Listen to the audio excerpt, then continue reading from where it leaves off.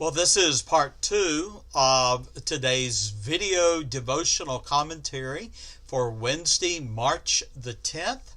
And the title of the second devotional is the Ten Commandments.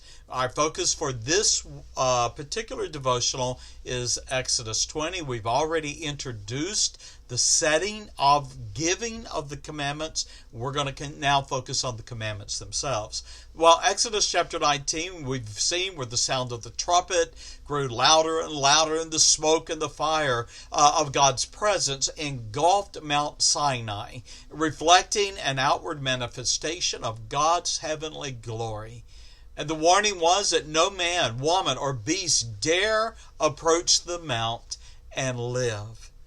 Well, out of the midst of the thunder and lightning and the fire and the smoke, Exodus chapter 20 and verse 2, the Lord speaks and we hear, I am the Lord thy God, which have brought thee out of the land of Egypt and out of the house of bondage.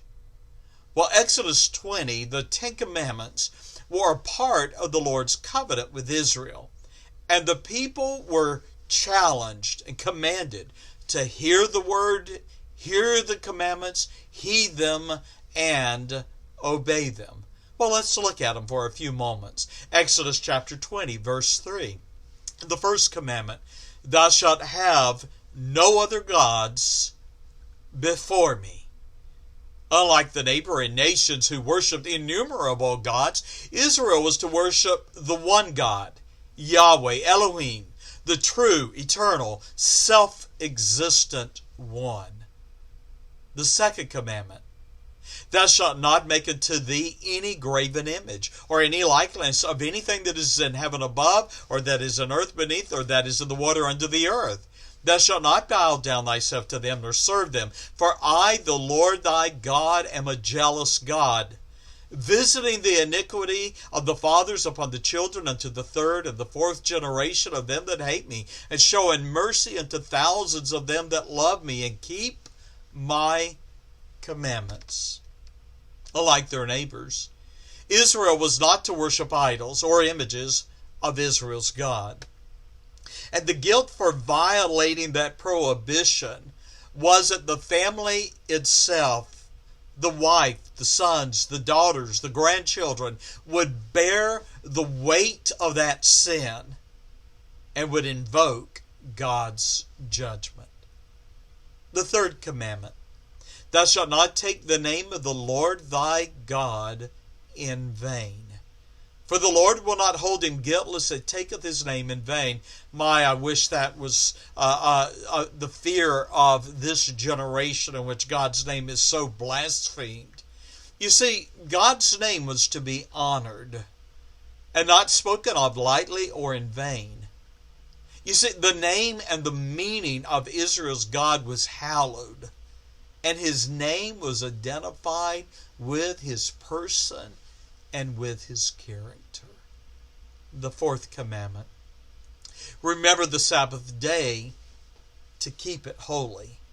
6 days shalt thou labor and do all the work, but the seventh day is the Sabbath of the Lord thy God. In it thou shalt not do any work, thou nor thy son, nor thy daughter, thy manservant, nor thy maidservant, nor thy cattle, nor thy stranger that is within thy gates. 6 days the Lord made heaven and earth, and he set the pattern in making the earth, the sea, and all that in them is, and on the seventh day he rested.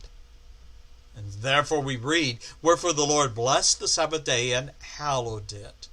You see, the Sabbath day, the seventh day of the week, was dedicated to the Lord as a day of worship and rest. Now, we could get into a debate about Saturday versus Sunday, but the sad truth is this. We live in a world today that even believers never set aside time much at all for rest, and very little is given to worship the Lord. The fifth commandment, honor thy father and thy mother, that thy days may be long upon the land which the Lord thy God giveth thee. You see, because parents, fathers and mothers, represented God's authority, sons and daughters of Israel were to honor and revere their parents. The elderly were to be honored and revered, and any who failed were condemned. but also to honor one's parents carried a special promise: long life. The Sixth Commandment, Exodus 20 and verse 13. Thou shalt not kill. Well, because Adam was created in God's image, the life of man and woman were to be thought as sacred. And the same is true for the unborn child in a mother's womb. The Seventh Commandment, thou shalt not commit adultery. Exodus 20 and verse 14. God established marriage as a covenant between himself and the man and the woman. Marriage is a picture between Christ's love for the church and the husband's bond and union with his wife. The Eighth Commandment, Exodus 20 and verse 15. Thou shalt not steal. The commandment established the right of property ownership, and to take that which belonged to another, whether by theft or even deceit, was a sin. Exodus 20 and verse 16. The Ninth Commandment, thou shalt not bear false witness against thy neighbor. God's people were to speak the truth, and libel and slander or bearing false witness was a grievous sin. The Tenth Commandment, thou shalt not covet thy neighbor's house.